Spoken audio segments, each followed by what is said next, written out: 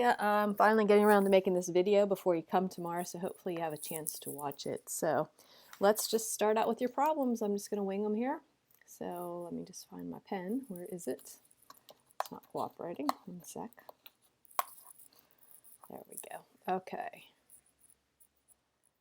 There it is.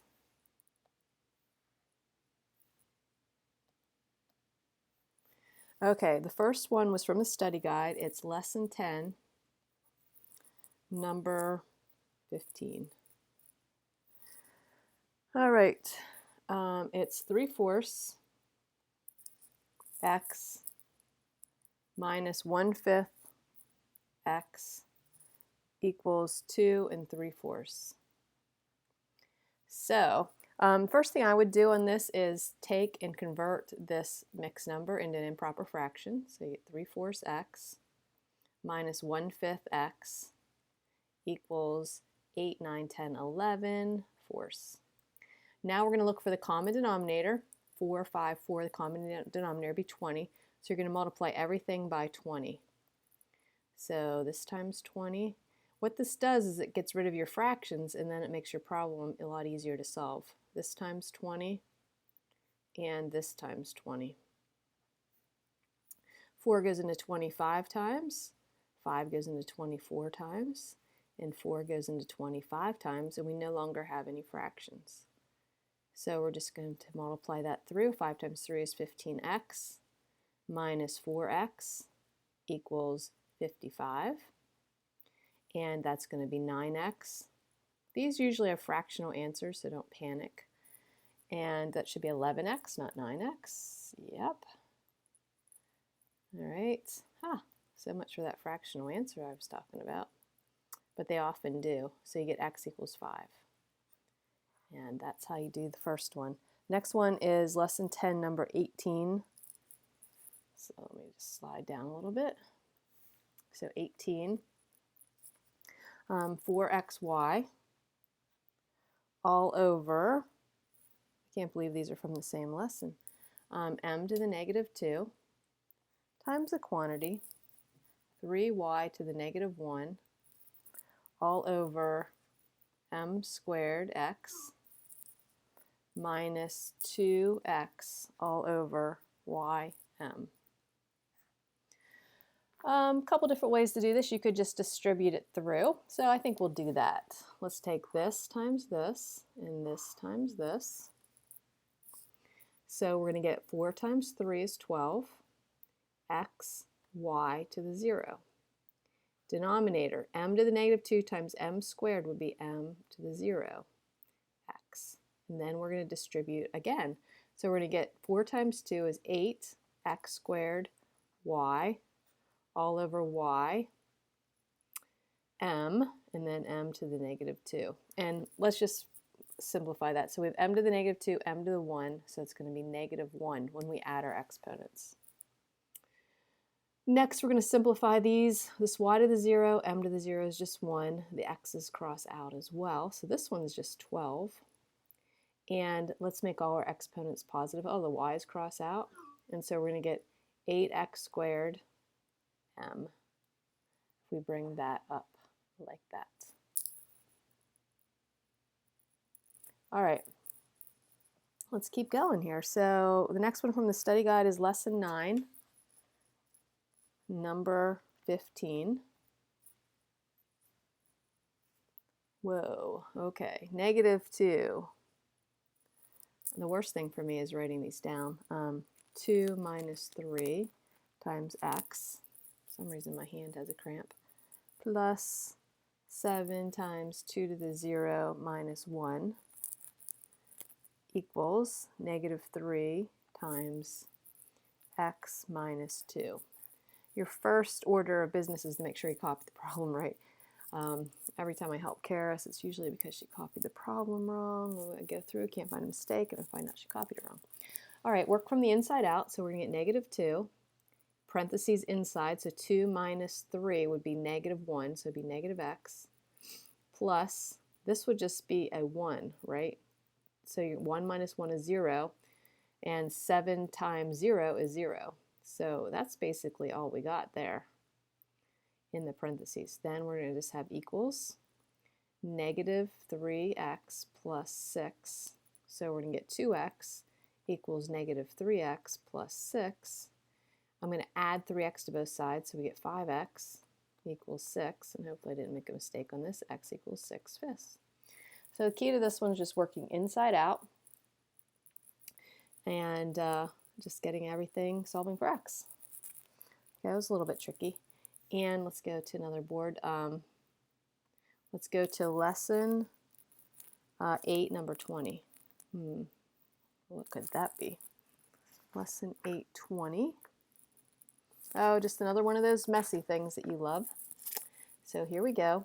4x to the negative 2, y to the 0, y to the negative 2 squared, y, all over 32 to the negative 1 power. No wonder you had trouble with this one. X squared, y, x to the 0 power to the negative 1 power. Okay, first thing I want to do is take care of my power to a power. So on the first line, we're going to get 4 to the negative 2, x to the negative 2. Y to the 0 is just 1, so I'm going to cross that out because we're multiplying, and 1 times anything is just anything. Y to the negative 4, and y. Let's go to the bottom. I've not seen this one before. 32 to the negative 1. And we have x squared, and this is going to be y to the negative 1 because this would just be 1. Now when you have numbers to a negative power, you want to move them so that the power becomes positive because you can't raise a number to a negative power. So I'm going to put 4 squared down here, and actually I'm just going to write 16. And 32 to the negative 1, when I bring it up, it's going to be 32. And you can see these are going to end up crossing out like that. All right, let's make all the exponents positive. So I'm going to bring this guy to the bottom. So he's going to be x squared. With this x squared is going to give us x to the 4th. So I'm going to just cross the ones out that we've used. In the numerator here, we have y to the negative 3, if we combine those. And I'm going to bring that one, since it's the bigger negative, I'm going to bring it to the bottom. So it's going to be y to the negative 1 times y to the positive 3. So we're going to get y squared. If you still have trouble with these, just note it. Note which ones you're not getting even when I'm doing this video, and then I can help you in class tomorrow. So that's the answer to that. So when you have, just keep in mind, when you have a number to a negative power, you need to bring it down. So it's going to be 4 squared down here, and that's how I got the 16. And I brought this guy up and got 32 to the first power. You have to make the exponents positive, so you need to bring, if you have a negative, you need to bring it to the opposite spot. All right, and that takes care of your study guide, so let's go on to your homework from last week. Lesson 14. Yikes, that's not too bad, Leah. Lesson 14,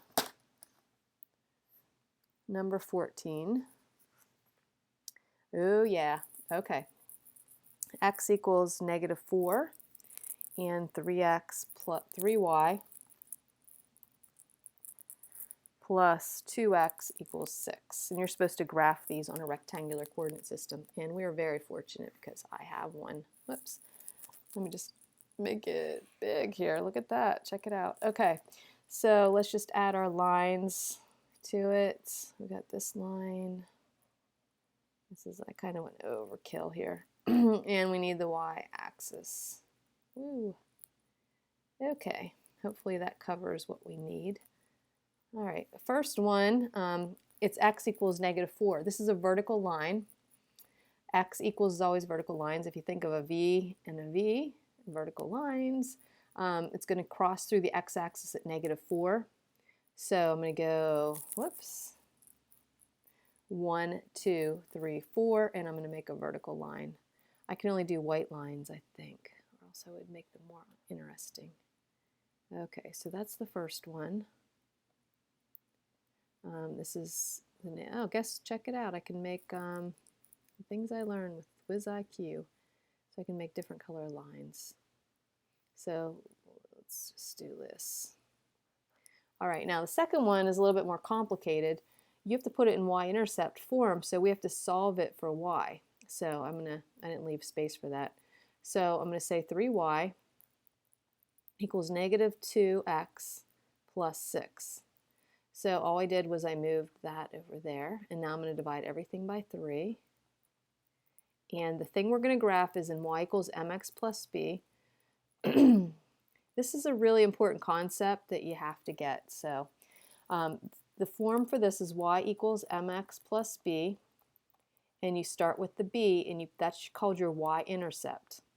So when you put it in this form, you can just look at the last number, and it's your y-intercept. It's where the line crosses the y-axis. So it's going to cross the y-axis at 2, so we put a point on 2. Then we go and we look at the slope. The slope is negative 2 over 3, which is your rise over your run. So you start at your y-intercept. We're going to go down 2 and over 3. And they're the points that you're going to connect. You could also go up 2 and to the left 3. Like that.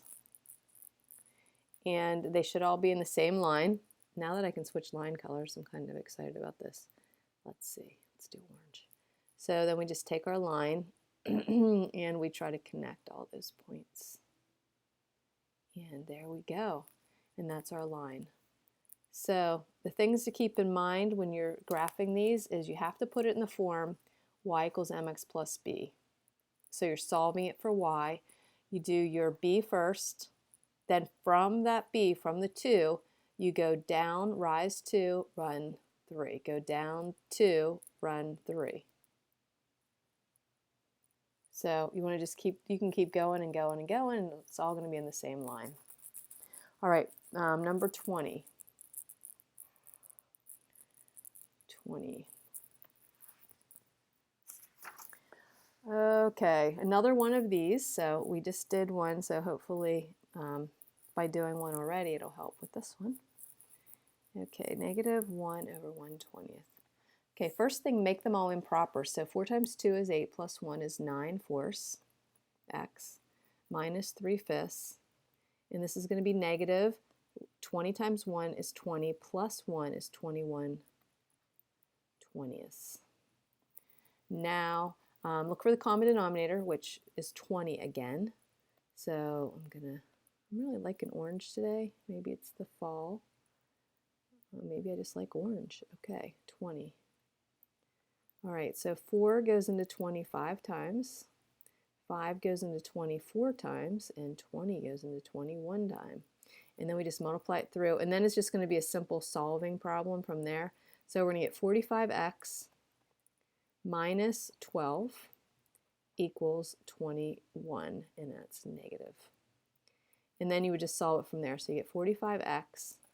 We're going to add 12 to both sides. So 21 minus 12 would be negative 9.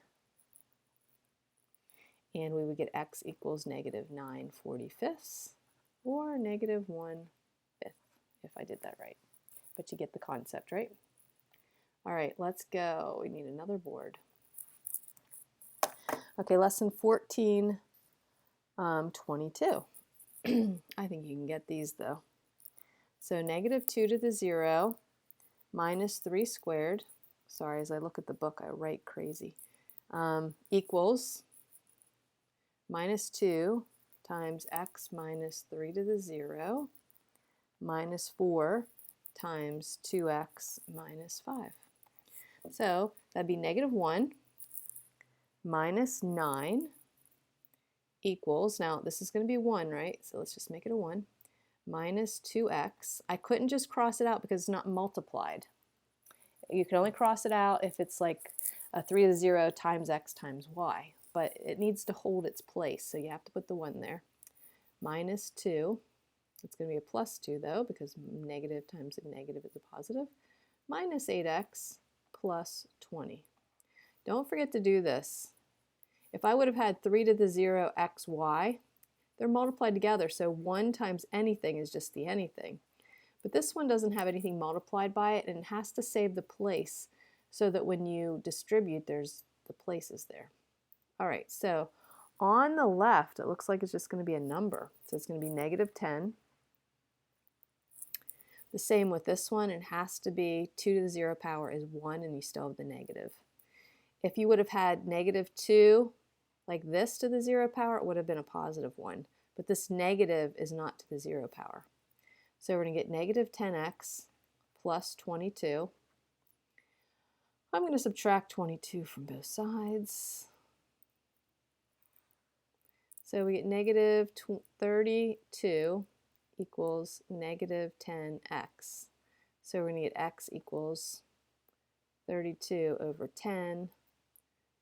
It's a negative and a negative, so it's going to be positive. So it's going to be, you could just say 3.2, or you could say 2 goes into this 16/5. Hopefully that's the right answer. And the last one for this lesson is number 25. So another one of these guys. P to the -2 minus 4m over p squared. So let's just distribute. So m to the first times m to the -1 is just going to be m to the 0. I'm going to write this out actually. P squared, p to the -2 would be p to the 0. Distribute this times this. Check it out. So we get 4m squared, okay, wasn't what I thought, over p squared over p squared, if in fact that's a p. There it is. Now this, I mean, I'm just crossing it out, but we need to hold the place because there's no like x over here that's holding the place. So this is 1. So we're going to get 1 minus 4m squared because these cross out. All right, we are on to the next lesson. I'm trying to go quickly because I know this has to be boring. Lesson 15, number 14. It's probably a graphing, right? Oh, no, it's not. No, wait, that was 16. Lesson 15, number 14. Yes, it is. Okay, we're going to graph y equals -3, and then we're going to get 3x minus 4y equals 8. All right, this one, if you rotate this, it's going to be h, so horizontal. It's going to go through the y-axis at -3. This one, we're going to get -4y. Put it in y equals mx plus b form. Divide by -4, y equals 3/4 x minus 2. So m is equal to 3/4 and b is equal to -2. So I'm just going to do a real quick one here. Let's get the right color for my thing. So I'm just going to do it this way just to save space and time and everything. All right, so this is y and this is x. Now this one is y equals -3. It means through the y-axis, we're going to do a horizontal line at -3. 1, 2, 3. Horizontal line. So here I haven't done green yet. Through -3. Everything's not quite parallel, but you get the point. All right, so that's y equals -3. All right, next, let's do, let's go with red this time. Okay, we need some lines on here first, though.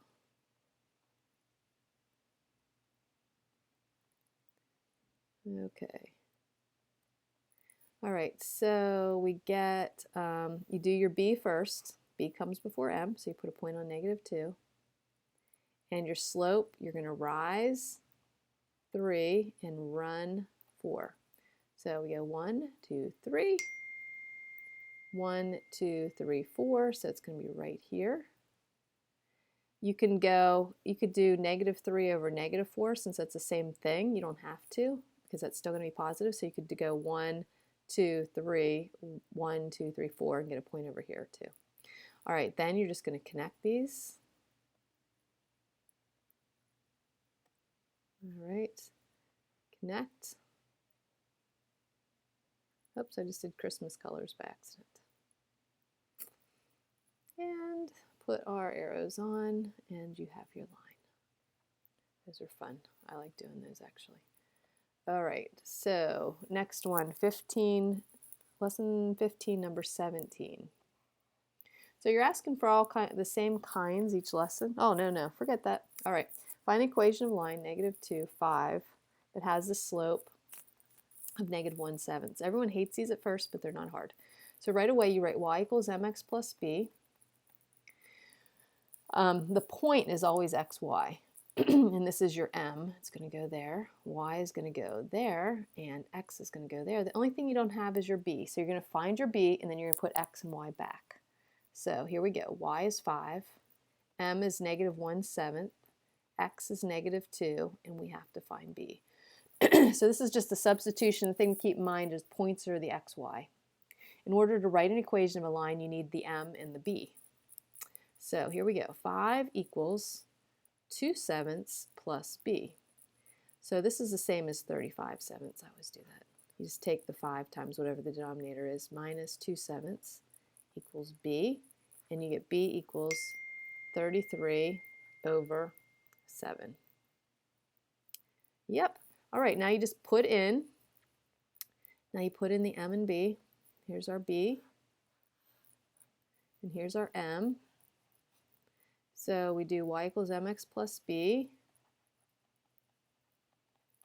and we're going to say we're going to leave the x and y in because this is one point on the line, but there's infinite number of points on the line. We just use one point to find the b, and now we have to put the y and x back in for the other points. I don't think anyone ever understands that, but it's worth saying. Plus 33/7. And our last problem is number 20.